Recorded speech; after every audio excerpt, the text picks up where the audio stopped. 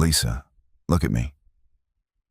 David's voice was a low rumble, devoid of the warmth that usually anchored her. He stood near the edge of the moonlit falls territory, the scent of pine and impending rain thick in the air.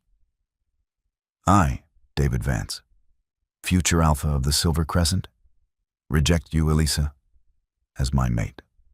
The word struck her with physical force, stealing the breath from her lungs.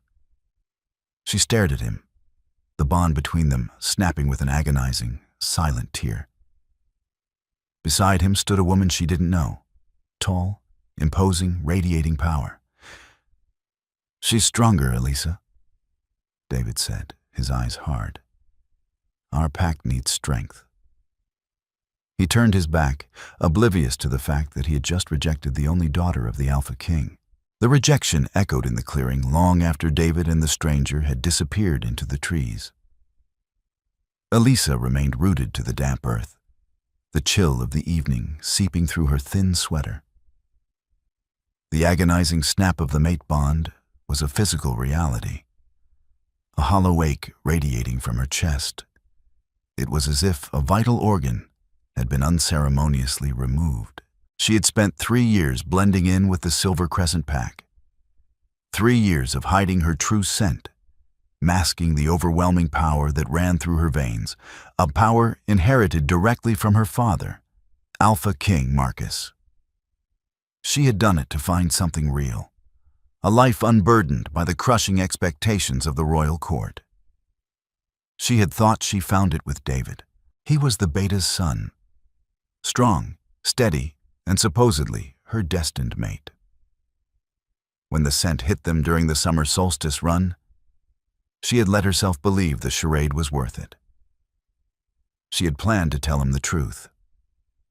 Tonight, Elisa finally moved, her legs feeling like lead. She didn't return to the small cabin she rented on the outskirts of the territory. Instead, she walked deeper into the woods, toward the border. The stranger by David's side. She had caught her scent. It was heavy, dominant, laced with ozone and blood. A warrior, perhaps a rogue who had recently submitted. A stronger she-wolf, David had called her. The irony was a bitter pill.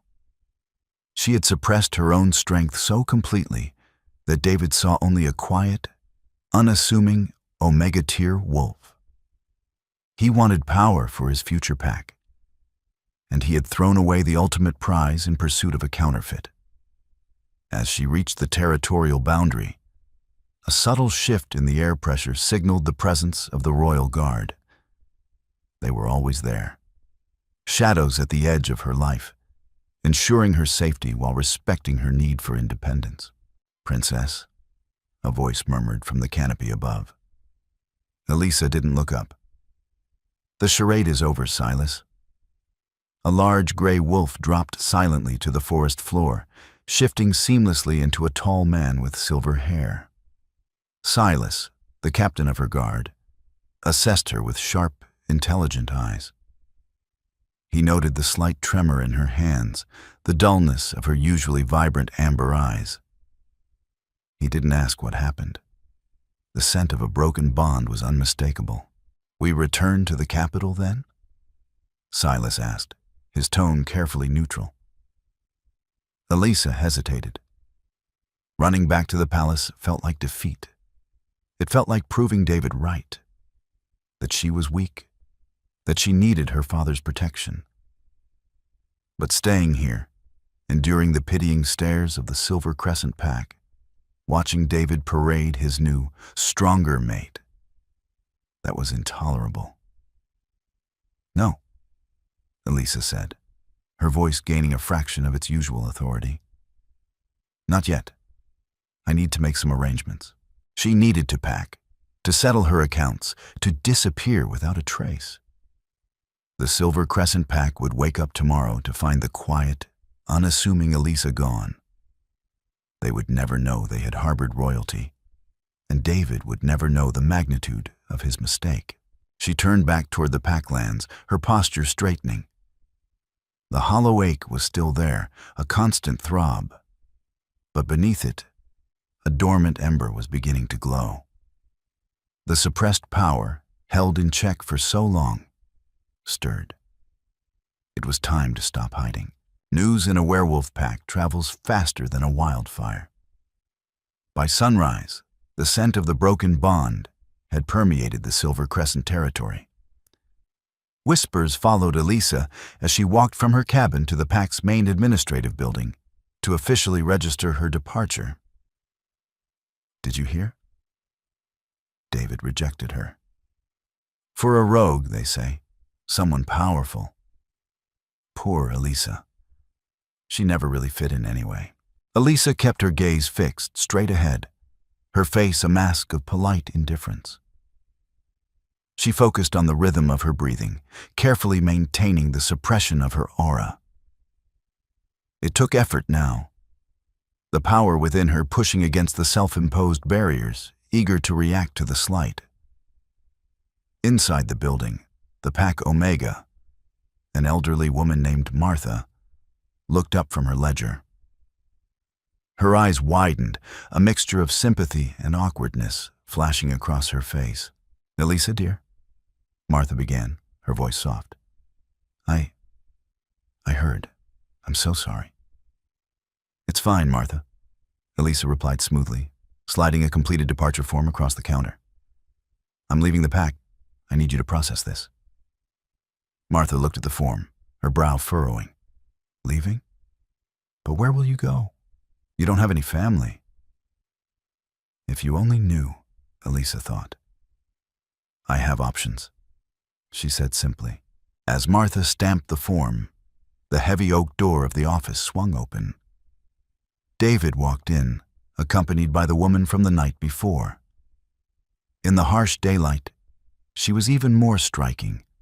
Tall, muscular, with severe features and eyes the color of flint. Her scent, strong and aggressive, filled the small room, instantly establishing dominance. David stopped short when he saw Elisa. A flicker of something, guilt, regret, passed over his face, but it was quickly replaced by a rigid, defensive posture. "Elisa," he said, his tone formal. "David," she acknowledged calmly, picking up her copy of the form.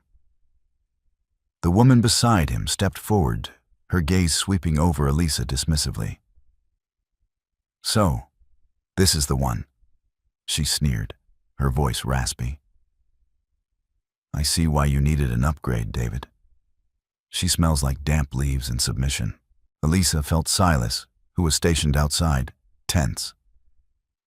She projected a quick pulse of calm through their latent telepathic connection. "Stand down." She turned to face the woman. "I don't believe we've been introduced." "Valeria," the woman said, puffing out her chest. "Former second of the Blood Moon Pack, current mate to the future alpha of the Silver Crescent." Elisa didn't blink. She knew of the Blood Moon Pack, a brutal, volatile group in the Northern Territories. If Valeria was their former second, she was indeed powerful, but also dangerous and likely unstable. David was playing with fire. "Congratulations," Elisa said, her voice devoid of any sarcasm or malice. It was entirely flat, a royal dismissal. She turned back to Martha, offering a small, polite smile. "Thank you for your help, Martha. Goodbye." Elisa walked past David and Valeria without another word. She didn't look back. She could feel David's eyes on her, a confusing mix of emotions radiating from him. But it didn't matter anymore. He had made his choice based on a superficial assessment of strength. He had wanted a warrior. He had no idea he had just discarded a queen. Stepping out into the crisp morning air, Elisa allowed a fraction of her suppression to slip. Just enough for Silas to feel it. The captain of the guard fell into step beside her, his expression grim. "We go now?" he asked. Elisa looked back at the Packlands one last time. "Yes, Silas. Take me home. It's time the Alpha King's daughter returned." The journey to the capital took 3 days. 3 days of grueling travel through dense forests and over rugged mountain passes, moving with a speed and endurance that would have exhausted an ordinary werewolf. Elisa welcomed the physical exertion. It helped drown out the persistent ache of the severed bond. The capital, Ethelgard, was a stark contrast to the rustic simplicity of the Silver Crescent. Nestled in a massive, hidden valley, it was a sprawling city of stone and glass, built into the very cliffs that protected it. Here, the scent of power was palpable, a complex tapestry of alphas, betas, and elite guards. As they approached the main gates, the guards snapped to attention, recognizing Silas. When they caught Elisa's scent, no longer suppressed, but raw, commanding, and undeniably royal, they dropped to one knee. "Princess," the captain of the gate guard rumbled, his head bowed. "Rise," Elisa commanded, her voice steady. The familiar weight of her titles settled back onto her shoulders, heavier now after her time away. News of her arrival preceded her. By the time she reached the citadel, the massive structure that served as the heart of the kingdom, the courtyard was lined with the royal court. Her father, Alpha King Marcus, stood at the top of the sweeping stone stairs. He was a mountain of a man, his presence overwhelming, his silver hair a crown of experience. He didn't speak.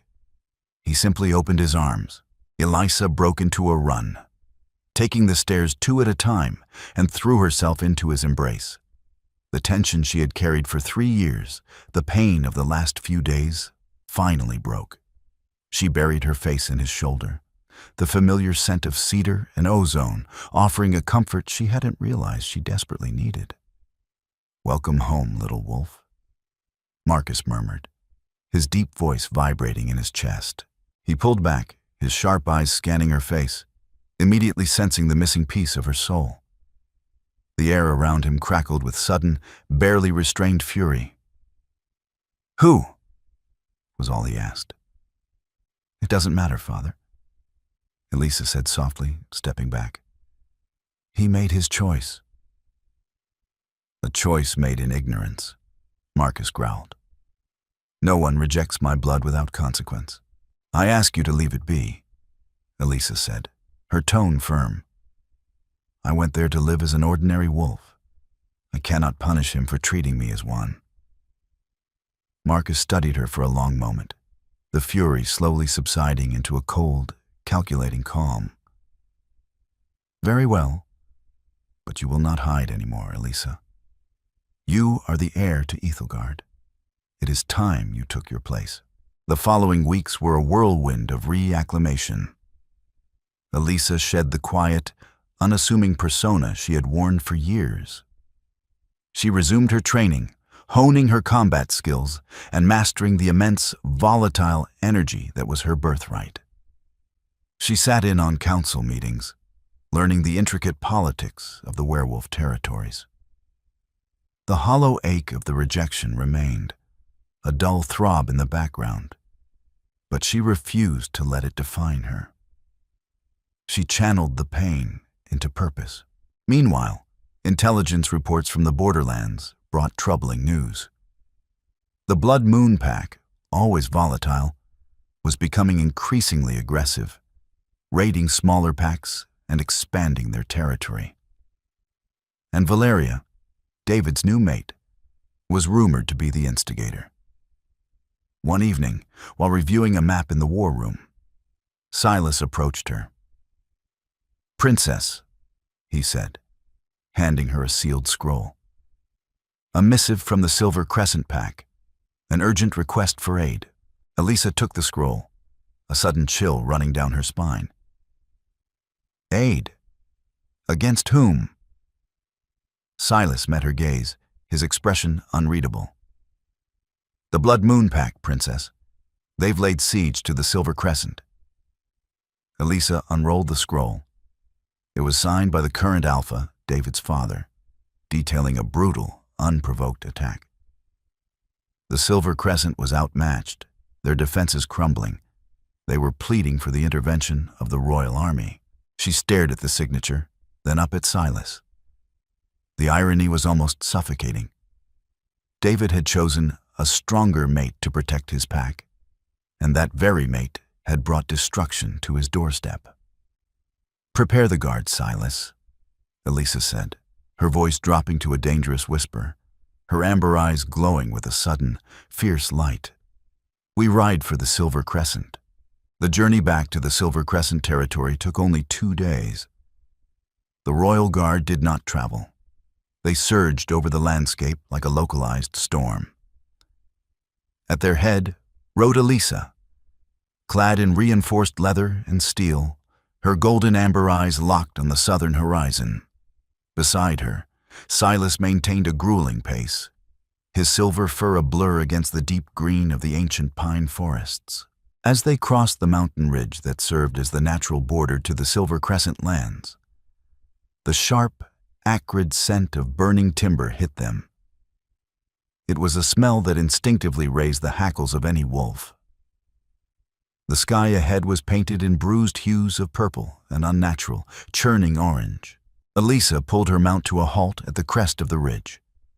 Below them, the valley that housed the Silver Crescent pack was engulfed in chaos. The outlying cabins, including the one she had quietly occupied for 3 years, were reduced to smoldering foundations. The fighting had been pushed all the way back to the central stronghold, a large, defensible stone structure that usually served as the pack's gathering hall.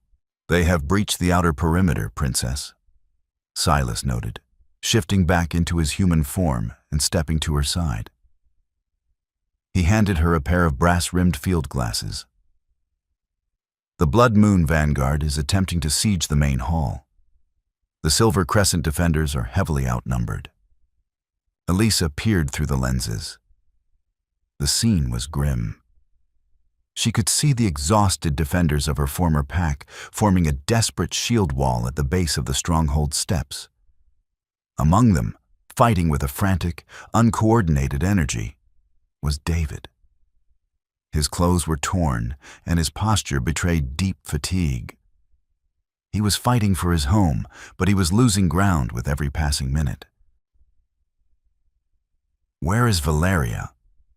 Elisa murmured, scanning the rear lines of the Blood Moon attackers. She expected to see the formidable she-wolf leading the charge alongside her new mate. Instead, the Blood Moon wolves seemed to be acting under different orders, swarming the flanks with brutal efficiency while leaving the center oddly exposed. "I do not see the usurper," Silas replied, his eyes narrowing. "Their tactics are disjointed. It is a slaughter, not a strategic conquest." Elisa lowered the glasses, the heavy mantle of her royal bloodlines settling firmly over her shoulders. She felt no fear, only a cold, crystalline focus. She had lived among these people. She had broken bread with them. She would not allow them to be eradicated because of one man's foolish ambition. "Captain," Elisa said, her voice cutting through the distant sounds of roaring and clashing steel. "Your orders, Princess?" Silas stood at attention, the rest of the elite guard fanning out behind him, their auras tightly coiled and ready to be unleashed. "Divide the guard into 3 wings. Flank them from the eastern and western ridges. I will take the vanguard straight down the center." Elisa drew the long ceremonial blade, strapped to her back, its polished steel catching the eerie light of the fires below. "We do not simply repel them, Silas. We break their lines. We show them what it means to invite the wrath of Ethelgard." "With pleasure," Silas smiled grimly. He raised a curved silver horn to his lips and blew a single, shattering note. The sound ripped through the valley, echoing off the stone cliffs and cutting through the din of battle. Below, both the attackers and the defenders froze. The sound of the royal horn was legend. It had not been heard in these southern valleys in over a century. Elisa did not wait for the echo to fade. She urged her mount forward, plunging down the steep embankment. As she rode, she finally released the iron grip she had kept on her aura. The suppression she had maintained for years vanished entirely. A suffocating wave of dominant, absolute alpha power cascaded down the mountain. It was heavy, ancient, and undeniably royal. It smelled of impending storms and crackling ozone. In the valley below, wolves from both sides stumbled. The lesser members of the Blood Moon Pack dropped to their knees, their instincts overwhelmed by the sheer, crushing weight of a royal presence. Elisa burst through the tree line and into the clearing just as her eastern and western flanks slammed into the Blood Moon forces. It was a perfectly coordinated strike. The elite royal guard, trained by the Alpha King himself, tore through the disorganized invaders with calculated, bloodless precision, disarming and subduing them before they could even react. Elisa rode straight into the heart of the skirmish, pulling her mount up short just yards away from the steps of the stronghold. The remaining Blood Moon wolves scrambled backward, terrified by the glowing amber eyes of the woman who sat before them. David, leaning heavily against the stone balustrade, looked up.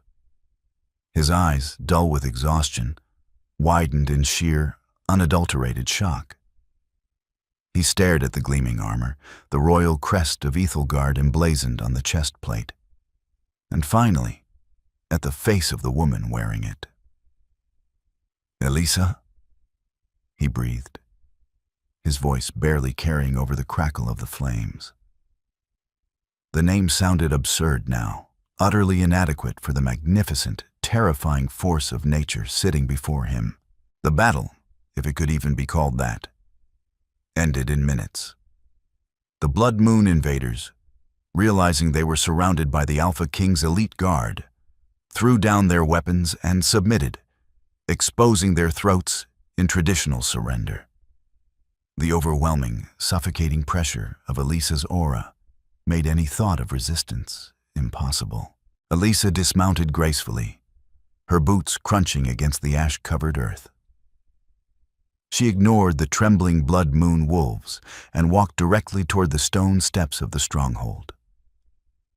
The Silver Crescent defenders parted for her instantly, their eyes downcast, a mixture of awe and profound confusion radiating from them. David remained rooted to the spot, his mouth opening and closing as he struggled to comprehend the reality unfolding before him. The quiet, scentless girl he had discarded was gone. In her place stood royalty, a sovereign power that commanded the very air around her. "Secure the prisoners, Silas," Elisa commanded without looking back. "Extinguish the remaining fires." "At once, Princess," Silas replied, moving to execute her orders with seamless efficiency. Elisa stopped at the base of the steps. The heavy oak doors of the stronghold creaked open, and Alpha Richard, David's father, emerged. He was clutching a makeshift bandage to his side, his face pale and drawn. When he saw Elisa and the royal crest she wore, his knees buckled. He managed to catch himself against a pillar, lowering his head in a deep, respectful bow. "Your Highness," Alpha Richard wheezed, his voice filled with pain and reverence. "We sent for the royal army. We did not expect the Princess of Ethelgard herself." "The crown protects its own, Alpha Richard," Elisa said politely, her tone even. "Though it seems you invited the danger in yourselves." She turned her gaze slowly toward David. He flinched under the weight of her stare. "Where is she, David?" Elisa asked, her voice dangerously quiet. "Where is the stronger she-wolf you chose to secure your pack's future?" David swallowed hard, looking frantically around the courtyard. Valeria was supposed to be guarding the northern flank. She went to secure the armory when the attack started. A low, humorless chuckle escaped Elisa's lips. "She did not go to secure your armory, David. She went to empty it." Right on cue, a commotion erupted near the rear entrance of the compound. Two royal guards dragged a struggling figure into the courtyard, forcing her to her knees before Elisa. It was Valeria. The formidable warrior was uninjured, her clothes immaculate, but her flint-colored eyes were wide with a sudden, dawning terror. "Let me go," Valeria hissed, straining against the guard's grip. "I am the future Luna of this pack. You are a traitor and an opportunist," Elisa corrected, stepping closer. The air pressure around them intensified. Valeria gasped, suddenly struggling to draw breath. "Did you truly believe the Alpha King's intelligence network would not uncover your history, Valeria? You were exiled from the Blood Moon Pack for attempting a coup against your own Alpha." David stared at Valeria, a look of profound betrayal twisting his features. "What is she talking about, Val? You said you left them because they were weak." Valeria sneered at him, dropping the loving facade entirely. "You naive fool. I needed a foothold. The Silver Crescent territory controls the southern pass. By binding myself to the air, I disabled your defenses from the inside. The Blood Moon Alpha promised me my rank back if I delivered this territory to him." The truth hung heavily in the smoky air. David stumbled back as if physically struck. He had rejected his destined mate, a woman of unparalleled royal blood, for a spy who had orchestrated the slaughter of his people. His pursuit of superficial strength had brought a Trojan horse directly into the heart of his home. Elisa looked down at the scheming woman with profound disinterest. "Take her away," she instructed the guards. "She will face the High King's justice in Ethelgard for orchestrating a siege against a recognized territory." As Valeria was dragged away, spitting curses, the silence in the courtyard grew deafening. The only sound was the crackle of dying fires and the ragged breathing of the exhausted defenders. Elisa stood tall, the undisputed master of the battlefield, while the man who had deemed her too weak to stand by his side slowly sank to his knees in the ash. The morning sun struggled to pierce the thick layer of smoke that still hung over the Silver Crescent Valley. The Royal Guard had worked through the night, securing the borders, tending to the wounded, and assessing the damage. Elisa had not slept. She stood on the balcony of the stronghold's highest tower, watching the methodical reconstruction efforts below. The hollow ache in her chest, the ghost of the severed mate bond, flared occasionally. But it was overshadowed by a profound sense of closure. She had returned not for vengeance, but for duty. Seeing the reality of David's character laid bare had severed whatever lingering emotional tethers she might have subconsciously held onto. A quiet knock at the heavy wooden door broke her reverie. "Enter," she said, not turning from the railing. The door opened with a soft click, and Silas stepped onto the balcony, followed by a hesitant, shuffling figure. It was David. He had been washed and his minor wounds bandaged, but he looked entirely broken. The arrogant posture of the future Alpha was gone, replaced by a hollow, devastated shell of a man. "Princess," Silas announced quietly. "He requested a moment of your time. I informed him it was highly irregular, but he insisted it was a matter of utmost apology." "Leave us, Silas," Elisa said softly, but remained by the door. Silas bowed and retreated, closing the heavy door behind him with a definitive thud. David stood awkwardly near the entrance, his eyes fixed on the stone floor. He seemed unable to look at her. The silence stretched, heavy and uncomfortable, until he finally forced himself to speak. "I didn't know," he whispered, his voice cracking. "Elisa, I swear on my life, I had no idea who you were." Elisa turned slowly, leaning back against the stone railing. She crossed her arms, her golden eyes studying him with the detached curiosity one might afford a stranger. "Does it matter, David?" she asked politely. "Would you have treated me differently if you knew my father wore a crown?" David winced. I thought I was doing what was best for the pack. I thought we needed a warrior. I was blind. You were shallow," Elisa corrected gently, without malice. "You looked at me and saw only what I chose to show you. You did not look for my character, my loyalty, or the depth of the bond the moon provided us. You saw a quiet girl and deemed her insufficient for your grand ambitions. I was a fool," David choked out, finally raising his head. Tears tracked through the soot still clinging to his jawline. "The bond. I can feel the space where it used to be. It is agonizing. Please, Elisa, we can petition the elders. We can try to repair it. You are my mate." Elisa felt a flicker of pity, but nothing more. The ember of suppressed power that had awakened the night of her rejection was now a steady, warming fire within her. It burned away any possibility of returning to the shadows. "I am Princess Elisa of Ethelgard," she stated clearly, the royal cadence ringing in her voice. "I am the heir to the Silver Throne. And you, David Vance, are the man who severed our bond in these very woods. A broken bond cannot be retied simply because you discovered the value of what you discarded." David fell to his knees, burying his face in his hands, a jagged sob escaping his throat. The realization of his colossal mistake, the loss of his true mate, the near destruction of his pack, and the profound humiliation of his choices was finally crushing him.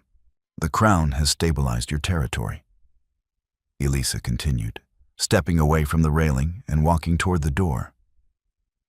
She did not look down at him as she passed. "My guards will remain until your father's injuries are healed and your defenses are rebuilt. After that, the Silver Crescent will answer to the regional governors, as is standard." She paused at the door, her hand resting on the iron handle. "Govern your people wisely, David," she advised, her tone formal and final. "And in the future, remember that true strength rarely needs to announce itself." Elisa opened the door and walked out into the corridor where Silas waited. She did not look back at the broken man weeping on the stone floor. She had a kingdom to return to, and a destiny she was finally ready to embrace. The return to Ethelgard brought no rest for the crown princess. While the physical threat to the southern pass had been neutralized, the political shockwaves of the Silver Crescent siege were only just beginning to ripple through the kingdom. Elisa found herself thrust from the battlefield directly into the treacherous, velvet-draped arena of the High Council. The council chambers were located deep within the citadel, a massive circular room constructed from ancient, polished obsidian. The air here always felt heavy, thick with the combined scents of the oldest, most powerful alpha bloodlines in the realm. At the center of the room sat the long, curved table where her father, King Marcus, presided. Today, however, Marcus sat back in his massive stone chair, his eyes fixed on Elisa as she stood at the head of the table. "The Blood Moon Alpha claims ignorance," Alpha Thorn rumbled. Thorn was a massive man from the ironclad pack, deeply traditional and notoriously difficult to please. He leaned forward, his scarred hands resting heavily on the dark stone. He states Valeria acted entirely as a rogue operative. "A convenient narrative," Elisa countered, her voice calm and carrying perfectly across the vast room. She wore deep ceremonial blue, the silver crest of her house gleaming at her throat. "Our scouts have tracked Blood Moon supply lines directly to the Camp Valeria established outside the Silver Crescent borders. It was a coordinated effort to secure the southern pass under the guise of a domestic dispute. Thorn narrowed his eyes, studying her. The elder alphas were watching her closely, evaluating her fitness. The secret of her rejected bond was no longer a secret. In the old ways, a broken mate bond was viewed as a profound spiritual injury, a weakness that could compromise an alpha's judgment.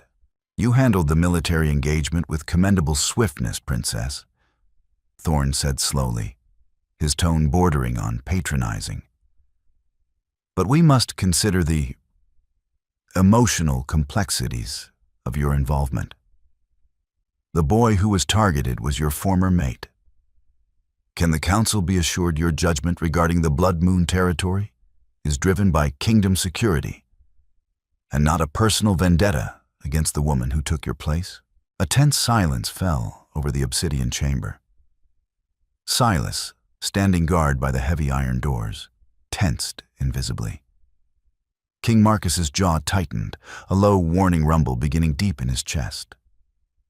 Elisa raised a hand, silencing her father before he could intervene. She did not flare her aura. She did not attempt to crush Thorn with raw power. Instead, she met his challenging stare with chilling, unblinking composure. My personal history with David Vance ended the moment he severed our bond, Alpha Thorn, Elisa stated, her voice as smooth and cold as a frozen lake. My intervention in the valley was dictated by the Crown's treaty to protect its recognized territories. If I were driven by vengeance, the Silver Crescent Pack would currently be leaderless, and Valyria would not have survived the siege to stand trial. She placed both hands on the table, leaning in slightly.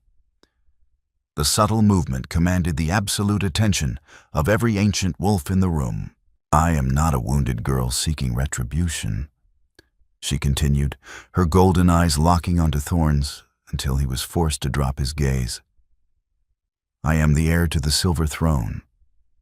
I look at the Blood Moon Pack and I do not see a romantic rival. I see a localized threat to our borders that requires systematic dismantling. If any member of this council questions my objectivity, I invite them to audit my tactical reports. But do not mistake my composed restraint for weakness. The silence that followed was entirely different. It was the silence of deep, grudging respect. Thorn cleared his throat, sitting back heavily in his chair. Your objectivity is noted, Princess, Thorn conceded quietly, bowing his head a fraction of an inch. Marcus allowed a small, proud smile to touch the corners of his mouth. Then it is settled, the Alpha King announced, his voice echoing off the vaulted ceilings.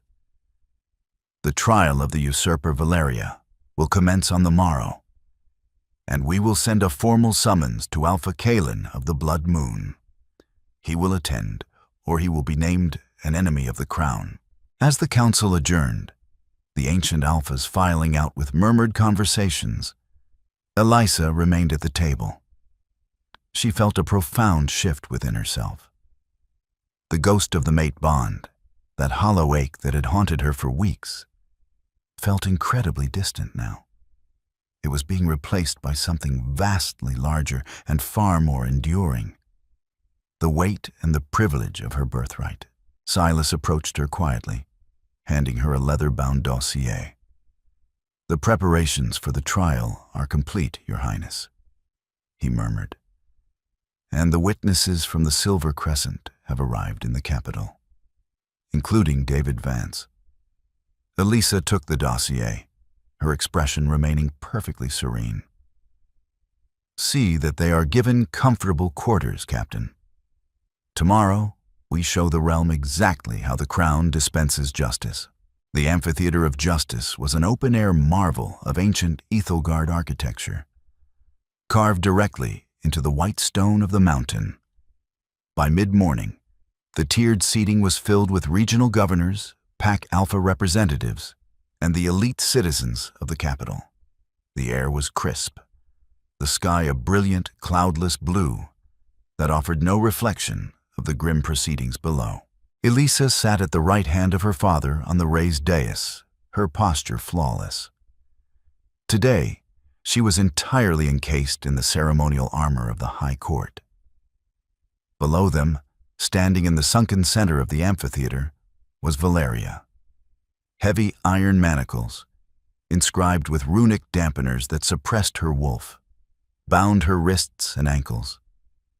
The formidable warrior looked haggard, the terrifying realization of her absolute powerlessness finally setting in.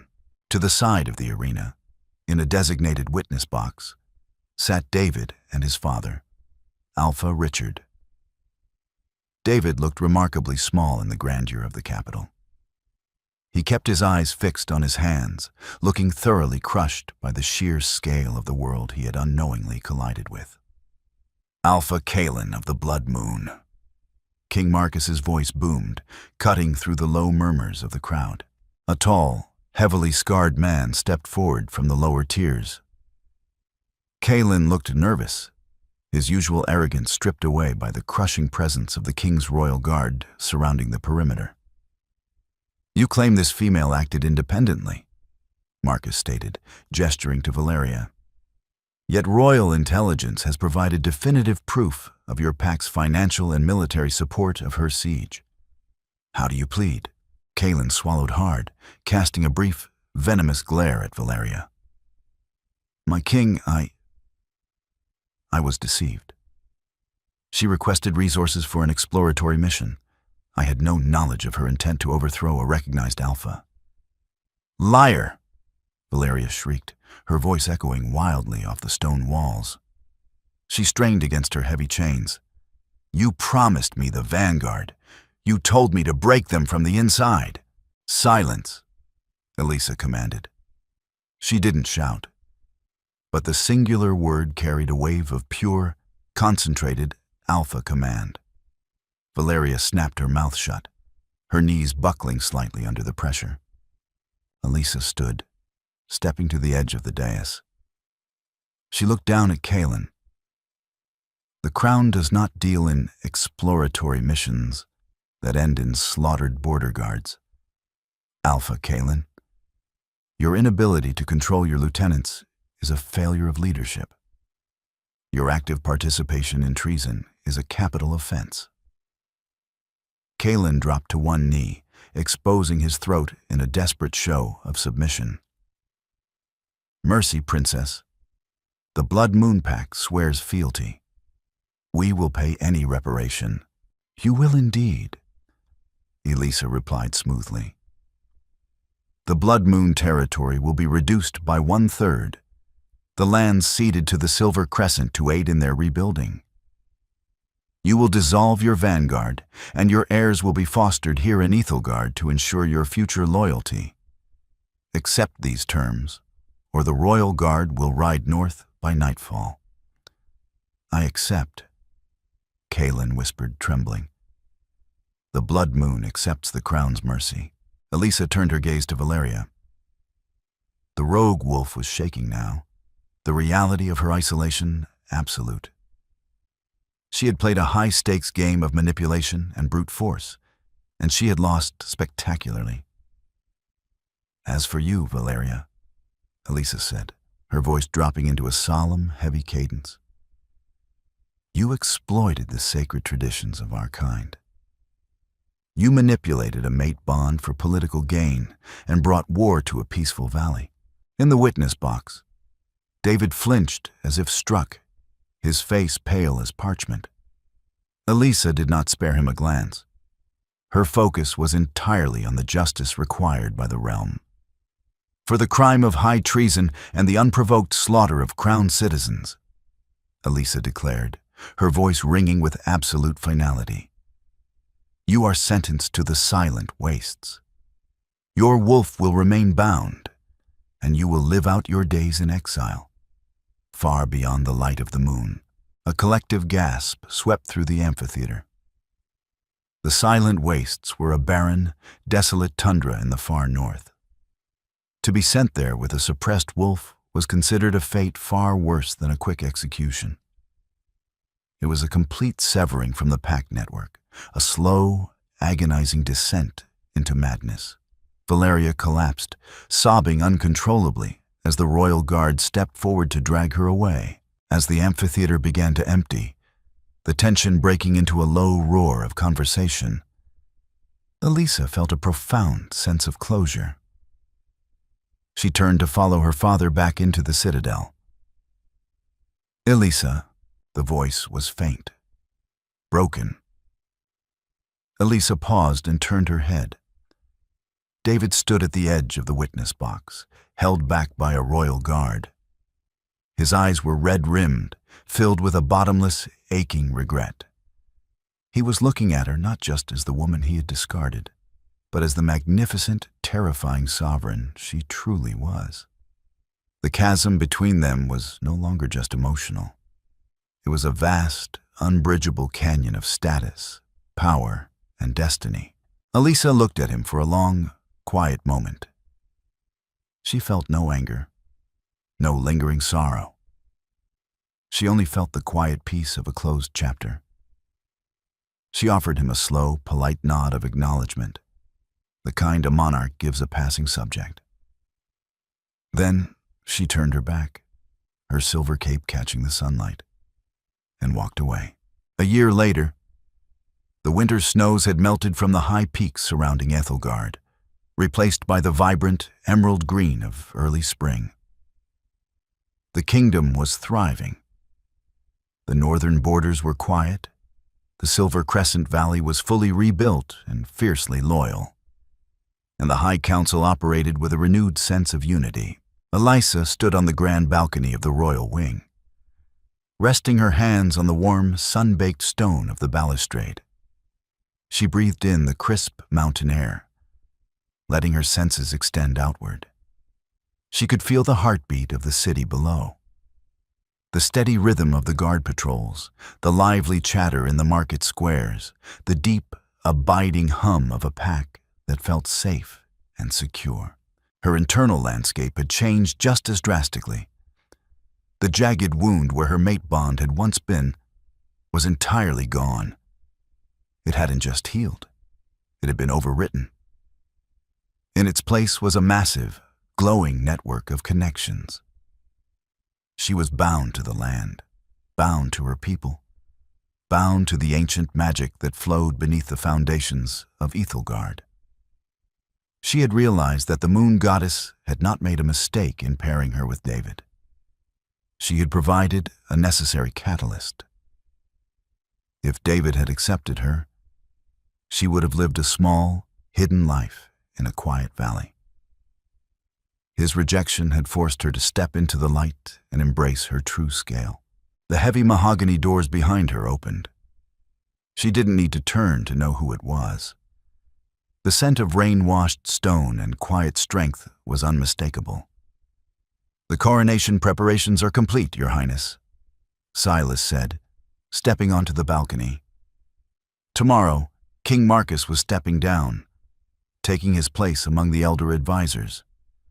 Tomorrow, Elisa would be formally crowned the High Queen of Ethelgard. "Thank you, Silas," she said, turning to face him. He wore the dark, tailored uniform of the commander of the royal armies now. He had been her shadow, her protector, and over the past year, her most trusted confidant. Silas hesitated for a rare moment, his sharp eyes softening as he looked at her. "You seem remarkably calm for a woman who is about to inherit the largest territory in the known world." Elisa smiled, a genuine, warm expression that reached her golden eyes. "I am not inheriting it tomorrow, Silas. I have been carrying it for a year. Tomorrow is just a formality." Silas bowed his head slightly. "Indeed, my queen. The realm has never been stronger."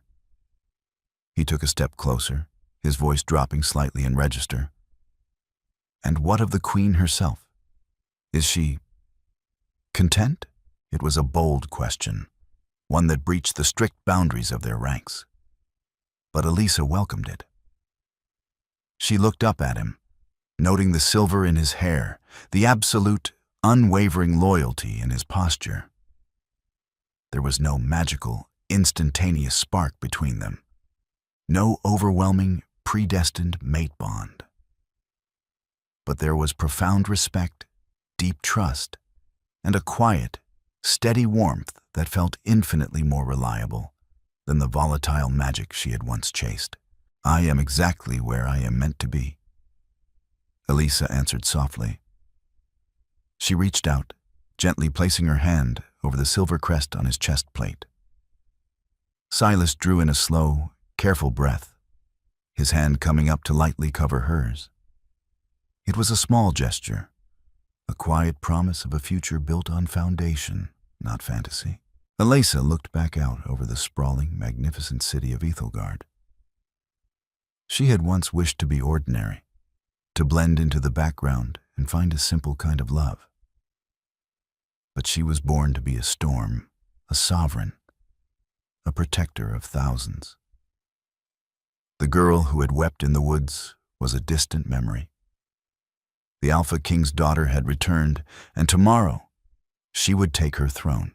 Elisa's journey from a heartbroken, rejected mate to the undisputed High Queen of Ethelgard proves that our greatest betrayals often serve as the catalysts for our true destiny. David's pursuit of superficial strength cost him a queen, while Elisa's forced independence allowed her to discover the limitless power she held within herself. True strength isn't found in dominance over others, but in the courage to embrace who you were born to be, even when it requires standing entirely alone. If you loved this story of resilience, royal vengeance, and discovering true self-worth, please hit the like button. Don't forget to share this tale with your fellow werewolf romance fans and subscribe for more epic, dramatic stories of heartbreak, power, and ultimate redemption.